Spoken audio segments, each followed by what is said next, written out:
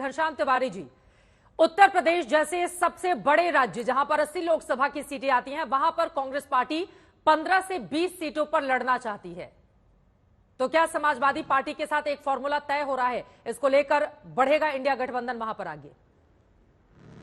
नमस्कार चित्रा जी, आपको, दर्शकों को और को पैनलिस्ट को सभी को नववर्ष की हार्दिक शुभकामनाएं और हमारे साझा प्रयास से देश आगे बढ़े इस बात की शुभकामनाएं। तीन बातें प्रमुख हैं। उत्तर प्रदेश में भारतीय जनता पार्टी का जो ब्रांड एम्बेसडर है, राम राम कहते कहते रावण बनने वाली ये पार्टी के कुछ ब्रांड एम्बेसडर तय हो गए हैं। ब्रजभूषण सिंह, कुणाल पांडे, सक्षम पटेल और न जाने ऐसे कितने लोग जो चिन्मयानंद की परंपरा को आगे लेकर के जा रहे हैं और आशीष मिश्रा टेनी की परंपरा को आगे लेकर। घनश्याम जी, माफी के साथ आपको रोकना पड़ा है। आपका ऑडियो में दुरुस्त कराती हूं, उसमें से लगातार खड़खड़ाहट की आवाज आ रही है। धीरेन्द्र जी, आपकी टिप्पणी, उन्होंने बहुत सारी बातें गिनाई हैं कि उत्तर प्रदेश या फिर बिहार को लेकर भी क्या फॉर्मूला है भारतीय जनता पार्टी का या फिर आपके गठबंधन का। लेकिन ये बात तो सच है ना, 1 to 1 खासतौर से आप जिस बिहार की पॉलिटिक्स करते हैं, वहां पर एक साझा उम्मीदवार एनडीए का और वहां पर महागठबंधन का एक उम्मीदवार आ गया, फिर तो आपके लिए मुश्किलें हो जाएंगी। धीरेन्द्र जी। चित्रा जी, सबसे पहले नव वर्ष की आपको और सारे को पैनलिस्टों को भी बहुत बहुत बधाई। देखिए, कोई गठबंधन में हम लोग के यहाँ कोई न किसी बात की चिंता है, न कोई विजन की दिक्कत है। सारे देश के लोग जान रहे हैं। अब ये लोग इंडिया को बचाना है, देश को बचाना, ये ठीक बोल रहे हैं आम आदमी पार्टी वाले। देश बचाना का मतलब इंडी गठबंधन जो इन्होंने अभी नाम रखा है ना इंडिया, उसको बचाने की लड़ाई है, न कि माँ भारती को बचाने की है। माँ भारती मजबूत हुई है, सशक्त हो रही है और ये अपने गठबंधन को बचाने की बात कर रहे हैं, इसीलिए बोल रहे हैं देश को बचाना है। अब देखिए ना, long long ago there was a king, अब इन लोगों का इस तरह की टिप्पणी आ रही है। कोई कह रहा है कि एक था जोकर। तो जब आपस में ही इंडी तो अभी इंडी से लड़ रहा है, इंडिया से लड़ रहा है और बाकी जो बचा टाइम है उसमें मीडिया से लड़ रहा है। हम लोगों से लड़ाई करने लायक तो अभी ये लोग बन ही नहीं पाए हैं और देश के लोग वैसे भी इन लोगों को जान रहे हैं। अभी तो इसी में कांग्रेस और इनके गठबंधन के लोग परेशान हैं कि हम कौन किसको कितना त्याग देंगे। एक अभी इनके प्रवक्ता बोल रहे थे, वो प्रवक्ता नहीं, जयराम रमेश जी की टिप्पणी आई थी चित्रा जी कि बड़ा दिल कर लो और मुंह बंद कर लो।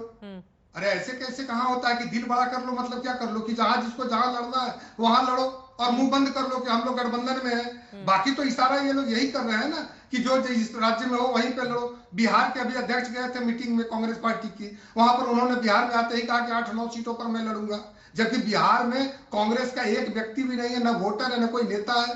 तो इस तरह से जहां पर इनकी है तो एक दूसरे पर पलने वाली पार्टी कांग्रेस रह गई है। अरे धीरे और ये लीकर किंग, बात सुनिए, आप कह रहे हैं ना पार्टी है ना नेता है। 2019 का इलेक्शन अगर हम देखेंगे पलटकर, तो वहां पर विपक्षी दलों में अगर आप लोगों ने पूरी की पूरी 39 सीटें वहां पर जीती थी, 17 बीजेपी, 16 जेडीयू और बाकी 6 आप, तो एक कांग्रेस पार्टी ही थी जिसने वहां की लोकसभा सीटें जीती थी और किसी की तो आरजेडी का तो खाता भी नहीं खुला था। तो आप कांग्रेस पार्टी को एकदम कहेंगे कि है ही नहीं वहां पर या फिर झंडा उठाने वाला कोई नहीं है। आंकड़े तो इस बात की गवाही नहीं देते हैं ना धीरेन्द्र जी। अब दूसरा पक्ष ये भी कहता है कि 80 विधायक आरजेडी के पास है लेकिन उनके पास लोकसभा का सदस्य नहीं है। तो वहीं कांग्रेस पार्टी ने 2019 में एक ही सही लेकिन उस पर जीत तो हासिल की थी, इस बात से कैसे इनकार करेंगे आप? चित्रा जी, इसके पहले भी देख चुके हैं कि जनता दल यू के लिए भी मात्र 2 सीटें यहां मिली थी और आरजेडी साफ हो गया था। हाँ। इन लोगों का सिर्फ आपके स्क्रीन पर ये पार्टियां दिखती हैं जिनका आप नाम ले रही हैं, ये धरातल पर है ही नहीं। ना इनके पास कार्यकर्ता, न नेता, न नियत, न नेतृत्व। बिहार में बिल्कुल हम लोग 39-40 सीटें 40 में 40 जीतेंगे और हमारे नेता आदरणीय चिराग पासवान जी के साथ में भी प्रधानमंत्री जी ने कहा है कि मेरे नजर में युवा है, मेरे नजर में महिलाएं हैं। तो युवाओं का एक इनकी क्राउड पुलर है हमारे नेता बिहार के अंदर। ठीक है, उस समय तो आपके साथ नीतीश कुमार भी थे लेकिन इस बार तो परिस्थितियां बदल गई है ना। चलिए, आप अपनी बात को आगे बढ़ाएगा। घनश्याम तिवारी जी हमारे साथ आ गए, उनकी टिप्पणी को पूरा करते हैं। घनश्याम जी, अपनी बात को आगे बढ़ाएं। 15 से 20 सीटें क्या 80 में से देने को तैयार है समाजवादी पार्टी अपने गठबंधन की कांग्रेस की सबसे बड़ी सहयोगी को? नमस्कार चित्रा जी, आपको, दर्शकों और दो पैनलिस्ट को सभी को नववर्ष की हार्दिक शुभकामनाएं और हमारे साझा प्रयास से देश आगे बढ़े इस बात की शुभकामनाएं। 3 बातें प्रमुख है। भारतीय जनता पार्टी के पास उत्तर प्रदेश में राम राम कहते कहते रावण का एक पूरा टीम तैयार, रावण की एक पूरी सेना टीम तैयार हो गई है। चाहे वो ब्रजभूषण सिंह हो या फिर सक्षम पटेल हो या कुणाल पांडे हो और इस तरह के न जाने कितने लोग जो भारतीय जनता पार्टी के चाल चरित्र चेहरे को आज उत्तर प्रदेश में हर गली मोहल्ले में दिखा रहे हैं।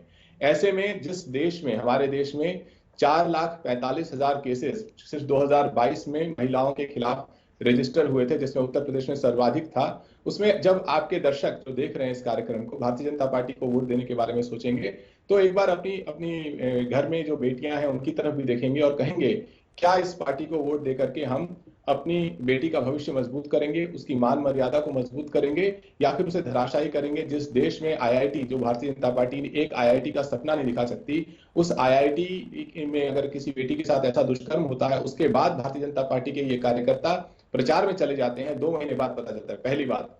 दूसरी बात, जब आप अपने बेरोजगार पुत्र की तरफ देखेंगे या पुत्री की तरफ देखेंगे तो आपको याद आएगा कि मोदी जी ने 2014 में गारंटी दी थी कि हर वर्ष 2 करोड़ रोजगार दिए जाएंगे। अगर आपको लगता है कि आपके पुत्र या पुत्री को उन 2 करोड़ रोजगार में रोजगार मिला है तो आप बिल्कुल बेहिचक भारतीय जनता पार्टी को वोट दीजिए। लेकिन हमारा मुद्दा यह है कि नहीं मिला है और आपके पुत्र पुत्री के रोजगार के खिलाफ इस पार्टी ने काम किया है। तभी तो इंडिया टुडे ये रिपोर्ट छापता है कि लगभग देश में पढ़े लिखे युवाओं में से लगभग 50% बेरोजगार हैं। अभी कुछ महीने पहले के इंडिया टुडे ने ये रिपोर्ट छापी थी। तीसरी महत्वपूर्ण बात, जब आपने घर की तरफ देखेंगे और आप देखेंगे कि आपके पिता माता की पेंशन कम हो गई है, जो उस पे इंटरेस्ट रेट मिला था वो नहीं मिल रहा है, जिस पार्टी ने कहा 500 रुपए में सिलेंडर देंगे, आपकी कमर टूट गई है, 1200 रुपए में आपको सिलेंडर देना पड़ेगा और अगर ये लोग आ गए तो अडानी जी हो सकता है दुनिया के सबसे अमीर आदमी बन जाए, लेकिन आपका सिलेंडर 2000 रुपए का हो जाएगा। आप पेट्रोल से साइकिल पे आ जाएंगे, बाइक से, कार से साइकिल पे आ गए, क्योंकि ये पार्टी ने आपसे वादा किया था कि 50 रुपए में पेट्रोल देंगे और वो 100 रुपए में है और 200 रुपए में होगा। 15 से 20 सीटें कांग्रेस पार्टी को मिलेंगी या नहीं मिलेंगी, इस सवाल का जवाब नहीं मिला। आप जल्दी से बोले शहजाद, आपके बातों पर जवाब देना चाह रहे हैं। फिर आप देश के नक्शे पे ध्यान देंगे कि जहां भारतीय जनता पार्टी कह रही है कि 400 सीटें देखेंगे जीतेगी, उस नक्शे में आपको मणिपुर दिखाई देगा, जहां पर एक कारगिल के सेनानी की पत्नी को नग्न करके घुमाया गया, जहां प्रधानमंत्री की हिम्मत नहीं मणिपुर जाने की। फिर आप संसद की तरफ देखेंगे जहां पर आज पूरे देश में चक्का जाम हुआ है और आप देखेंगे चक्का जाम क्यों हुआ है कि संसद से 150 के लगभग सांसदों को बाहर फेंक करके कुछ ऐसे कानून पास किए गए जिसके बारे में आप शहजाद पूनावाला या धीरेन्द्र कुमार मुन्ना जी 5 लाइन से ज्यादा नहीं बता पाएंगे। ये देश के लोकतंत्र का हाल है। अगर आप चाहते हैं कि इस पूरे घमासान में आपके पुत्र पुत्री का भविष्य शहीद हो जाए, देश का लोकतंत्र शहीद हो जाए, बेहिचक भारतीय जनता पार्टी को वोट दीजिए। लेकिन अगर आप चाहते हैं कि इससे लड़ना है तो ये मत सोचिए कौन क्या कह रहा है, सीटों का बंटवारा कैसे होगा। मैं इस पर जवाब ले लेती हूँ, लेकिन घनश्याम जी आपने अभी भी बताया नहीं कि 15 से 20 सीटें कांग्रेस को मिलेंगी या फिर नहीं मिलेंगी। हाँ, जब से इंडिया गठबंधन का ऐलान हुआ है, सिर्फ एक गठबंधन ऐसा है जिसके प्रमुख घटक दल ने उस गठबंधन को छोड़ दिया है, वो है एनडीए, जहां एआईडीएमके छोड़कर चला गया है। तो इंडिया गठबंधन के ऊपर रोज पत्थर फेंकने वालों को एक बार अपने घर की तरफ देखना चाहिए। जहां पे कुल मिलाकर 15 से 20 सीटें हाँ, कांग्रेस पार्टी मांग तो रही है, लेकिन प्रवक्ता के बयान से लगता नहीं है कि राह यूपी में इतनी आसान कांग्रेस की होने वाली है। लेकिन शहजाद जी, उन्होंने बीजेपी को लेकर जो आरोप लगाए हैं, जवाब दीजिए इस पर। तहसीन जी आ रही हूं उसके बाद। ये कौन से नए आरोप लगा रहे हैं? ये पुराने वर्ष के आरोप ही फिर से वही ला रहे हैं। 2014, 17, 19, 22 आप घनश्याम तिवारी जी के एआई वर्जन को भी बिठा देती ना, जैसे सना बैठती हैं आपके यहाँ एंकरिंग करने, तो एआई वर्जन अगर होता घनश्याम जी का तो वही बोलता। अब बताइए, आपने बोला गाय पर निबंध लिखो, पढ़कर आए नल का निबंध, तो नल के पास गाय खड़ी थी और फिर नल पर शुरू हो गए। और कौन बोल रहा है भाई? ये अबू आजमी और आजम खान की पार्टी बोल रही है, जिसने रमा देवी जी के बारे में क्या बोला था। ये गायत्री प्रजापति जब कन्विक्ट हुआ तो अखिलेश यादव ने कहा था कि वो इनोसेंट है, बेचारे के साथ अन्याय हुआ, हमने तो लात मार के निकाल दिया इन लोगों को और गलत है, उनके ऊपर सख्त से सख्त कार्रवाई होगी। अब बताइए कि गायत्री प्रजापति की बीवी को टिकट किसने दिया? मान्यवर आजम खान ने क्या बोला था जयप्रदा के इनरवेयर पर? क्या बोला था अबू आजमी ने महिलाओं के विषय पर? उस पर क्या स्टैंड है आपका?